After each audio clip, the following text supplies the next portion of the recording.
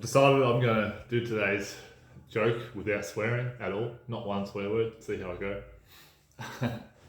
I really love Australia for some specific reasons. At the top of that list is I can walk around anywhere and not fear for my safety. Basically any time of day, up until midnight in the cities even. So it pisses me off that we focus on other people's shit all the time. I failed. We focus on other people's shit all the time. When if we just focus on ourselves, we could keep this safety going all day, every day. Because just being able to walk the streets, just randomly, not take a phone, get lost, ask people for directions, is a really nice thing to be able to do. I was in Bogota, in Colombia, a couple of years ago, and I'm walking through the main square at about 10 p.m. I'm heading home, and this young fella, he's probably like, I don't know, I've been 40 at the time, 41, he's about this high, he's skinnier than I am. He's come up next to me and he's asked me if I wanted cannabis. I'm like, no, I'm good, mate. He's like, ask me for something else. And I said, no, mate. And then he pulls out this thing. It looked like scissors. And he's pulled it open like this. And it ended up just being one blade. Like a little handle and a blade. I got a big smile on my face. I look at him and I say, ¿Qué es eso? Es un cuchillo. Amigo. I just started laughing and laughing and laughing, like this big belly laugh. And I said to him, no es un cuchillo, amigo. And I looked at him, he's shaking and shaking. Unfortunately, I didn't have a knife to show him what a real knife looked like, but he's just started shaking like it was amazing. It was like he was almost going to piss himself. I just looked at him and I opened my arms up and I said, go for it, pal. And he reached into my pockets and he pulled out the equivalent of like $3. Would have been enough to get a hamburger and a small coffee. But good on him. He gave me a really good laugh, because sometimes like even getting mugged could be a lot of fun. So I was listening to this song one day. It's called Mother by a band which is called Idols. At my mate Will's place, I'm on the ride on mower. I've got the headphones in, like the earbuds in underneath the earmuffs, and this playing full bore, and I'm just banging it out.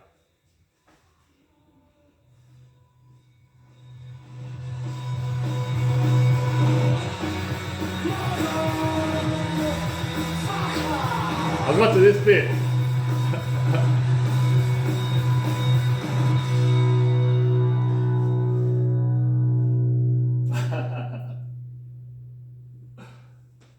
And I was just banging it out at the top of my lungs, and I looked over at the road, which is like 5 metres away from me, and this old bloke walking up the road, like he would have been 70, 75, grey hair, a bit of a limp. Yeah, it was really awesome. So, I would just like us to focus more on ourselves. And this is the way to the way anyway, is the moment you stop blaming everyone else for all of your shit and what's going on in your life, and you look inside yourself, you see this is where the solution is. So when we're focusing on everyone else, we're forgetting to give our attention to where it needs to be, which is on ourselves, which is the one that's causing all the shit in our lives. So Australia, the problem with Australia is Australia, but we've got so much focus everywhere else. We're not looking where we should do. We're not being considerate of those around us when we're banging out these sorts of songs. And we're not being considerate of those around us because we don't understand consideration, even though we think we do. Anna, my sister's ex-partner, God, it was funny. In my last interaction with her, she said bye, and I didn't say anything. I just waved. But she's just the most selfish, useless human being I've ever met. Just comes from like an absolutely privileged background. Just, yeah, selfish beyond selfish. And she's made this big deal. She cleaned the car or something, and she's made this big deal. I cleaned the car for you and this and all that sort of other stuff. I did it for you, I did it for you, I did it for you, I did it for you. And I'm doing quite a few puzzles at the moment. And this was a few months ago. And there was a puzzle piece on the ground. And the puzzles help me reduce how much I smoke. They work effectively at times.